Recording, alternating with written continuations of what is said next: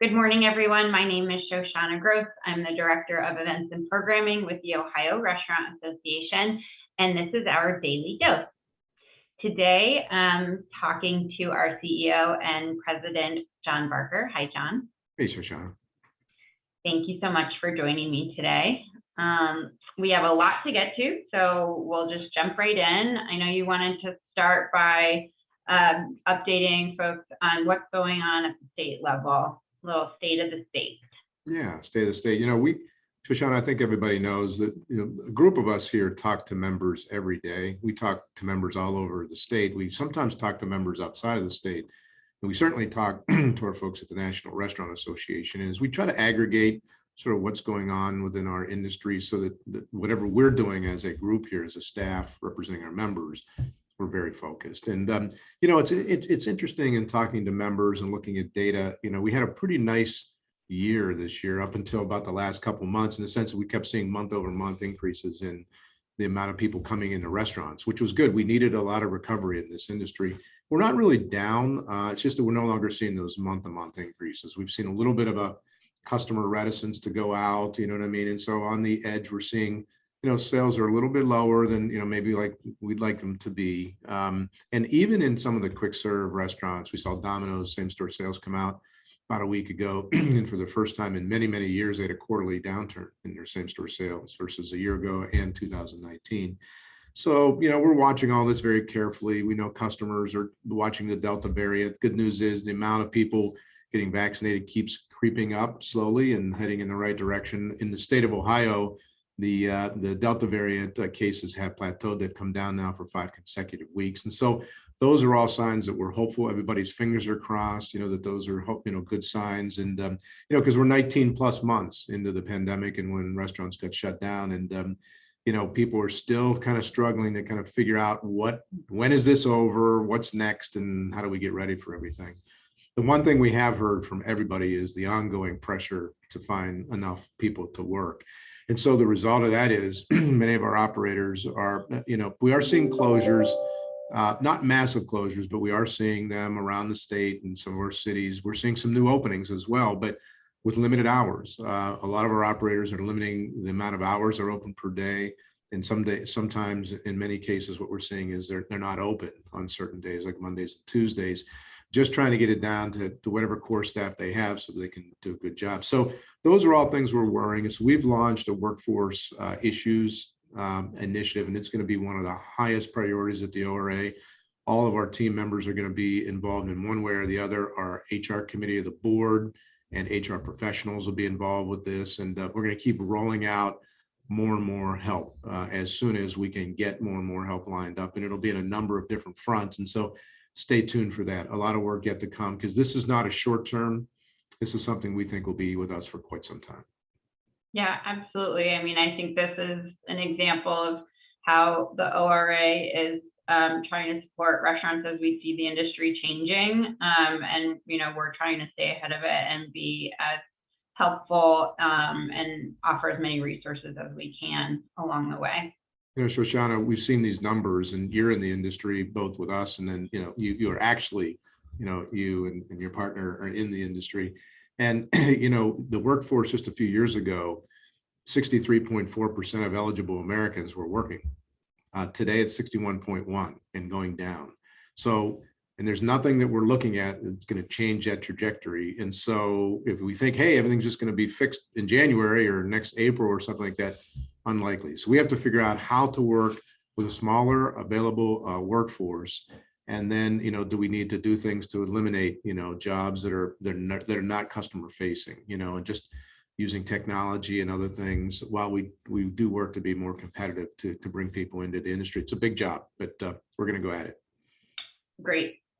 Looking forward to seeing all of the products and resources and information that's coming out of that initiative.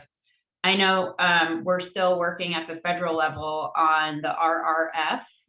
So what can people do to keep that front of mind for lawmakers? Yeah, we get a lot of questions from that because, as we know, about 2/3 of the people that applied didn't get it. There's a lot of anger about it, Shoshanna. And the reason is people applied, they qualified. In some cases, they were told they were getting the money and then they didn't. And it's just sort of a mess. we're having a hard time getting the attention, in DC right now, because DC is in a gridlock fighting over the infrastructure bill and the Build Back Better bill and, those things. And that is totally consuming all the air out of DC. And it's not because we're not trying, we're not writing, we're not calling. We actually have, calls with members of Congress today. Myself and a few people are going to be on the phone with Rand Paul. We've had calls with Sherrod Brown, and so, we're working at it and we're making sure they're aware of this and what the pressure is. Please help us, though. Continue to reach out to your member of Congress in your district.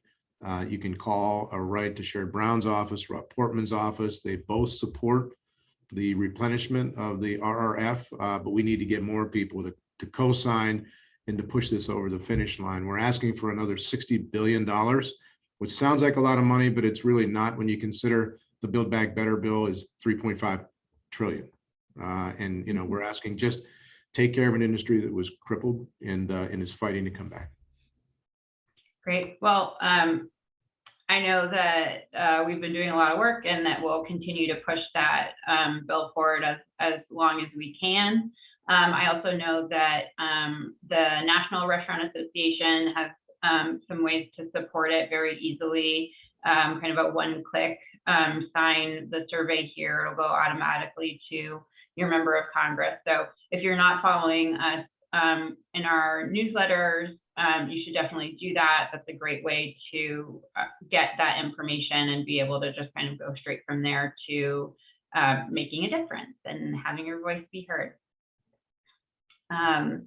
So great. So thanks for that update. And then, we're out and about these days, visiting members, visiting restaurants, speaking to potential, political candidates, doing all of the things that we really enjoy the most as part of our work. So what's coming up? Yeah, our members actually do like to see us, believe it or not. For a year we couldn't do as much of that, right? We're back out there. We've had some wonderful visits, all over the state, and Shoshanna, you and I are working on a few more of them. Just this week, a whole group of us will be up in Cleveland, meeting with the 2 finalists for the mayoral campaign, which will be decided here in early November, because we need to have relationships with everybody who is currently in office and those who will be taking over the office. And so we'll be doing that while we're up in Cleveland. We're having a local roundtable. We're really going to work with a number of the civic leaders in Cleveland to talk about how do we get the city to be even stronger, and Northeast Ohio region to be stronger, hospitality and restaurants, hotels, all that is right center of the plate. If we're strong, the city's strong, the region's strong, the state is strong. So we have, for example, we have Greater Cleveland Partnership, the Downtown Alliance, we have the Destination Cleveland folks coming, we have folks from City Council, the mayor's office, and we've been trying to do this in all of our major cities because, we think we can bring those groups together. And of course, a number of our great restaurant leaders will be there. And then, so that's this week. Then next week, we'll be going to Toledo, doing some of the similar things. By the way, when we're on these trips, we stop and see members and, potential members all over. We'll be meeting with the mayor, and we're actually going to have some fun. We're going to be at Mancy's, which is a great member. In fact, 100 years old, Mancy's is this year. And I went back and looked at the former chair of the ORA over the many, many years. And Gus Mancy Sr. was the chair of the ORA back in the day. And so we're looking forward to meeting them and having a great day up in Toledo. Great. Sounds like it's going to be a lot of fun. I know we also, of course, coming up in just about 2 weeks here, we have the MidAmerica Restaurant Expo and Conference. So this is our virtual edition. We're really excited. There's a lot of great content. If you haven't signed up yet, there's still plenty of time to do so. You can just register at MidAmericaRestaurantExpo.com. This is, of course, is a free benefit to all of our members. So you plus your team can all get all of this content for free. Check out our exhibit hall, maybe win some prizes. There's all kinds of things to do there. So definitely take a moment, register. You can view this content live and on demand, so it'll fit into your schedule. And Shoshanna, then you've done such a great job transitioning this. Is there one speaker you're really excited about? Our keynote on Tuesday morning is going to be Jaromir Steiner. He's the founder and president of Steiner Associates, a development company that's located right here in Columbus, but has a national footprint. He's known for spearheading the outdoor mall. So Easton Town Market is his flagship, and we've seen that really transform the way that people view retail and restaurant businesses coming together. So we're going to hear a little bit more about that, and maybe even some future forecasts about what's to come. That was a big, that was a big one. And thank you for making sure that happened. That kind of thought leadership is something that we always have done, right? And we're going to continue to do, whether it's at our expo or events that we're in person. And we think our members really benefit from that. Definitely. Mm-hmm. Yeah. So looking forward to seeing as many of you there as possible. And then we also have an opportunity to participate in our political action committee. Is that what it is? It is. That's what PAC is. It's the Ohio Restaurant PAC. So we have a fundraiser coming up December 1st. If you would like to register, that's available now, ohiorestaurant.org/events. So you can hop on and register and give back to the PAC. John, why is it important for members and people to be involved with our PAC? Yeah, so business trade associations, which is what we are, right? We're very active in politics. Not only do we get to know all the politicians in our state, many at the federal and local levels, we need at times to, put our support behind those based on what our members want us to do. And our members typically, Shoshanna, want us to support elected officials that are focused on helping businesses.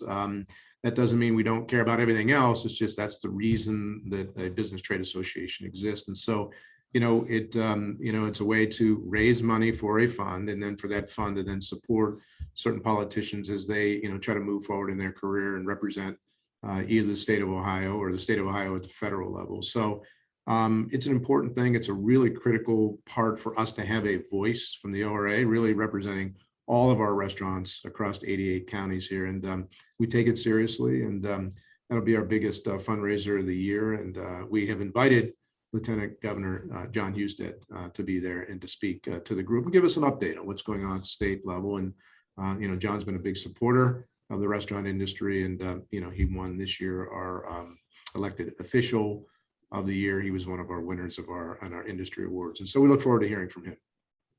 Yeah, definitely. I think it's going to be a great event and a good opportunity for us to get together. So looking forward to that one as well. Yep. Okay. Great. Well, thank you so much for taking some time to speak to me this morning, and I'll see you on the road. Okay.